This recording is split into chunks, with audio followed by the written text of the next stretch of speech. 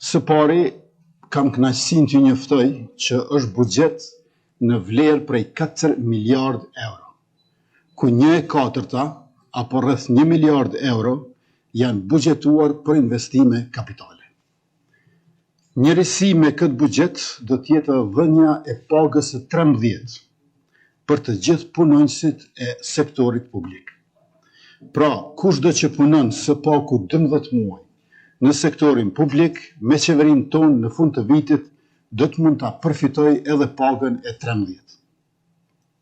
Gjithashtu është i përfshirë edhe zbatimi i rritjes së pagës bazë me 0.5% për çdo vit përvojë pune, për dallim prej asaj që kemi pasur më herët, ku për 15 vitet e para zbatohej rritja vetëm 0.25% për çdo vit përvojë pune. Kjo përkthehet në rritje shtesë për pagën e secilit që punon në sektorin publik varësisht nga vitet e përvojës punës.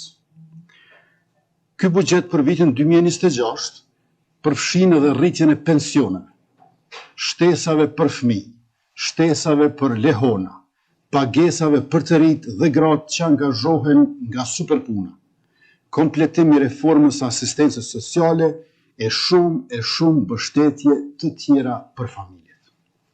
Me këtë buxhet rritet mbështetja për barra esenciale, por rritet gjithashtu edhe mbështetja për kulturën dhe për sportin.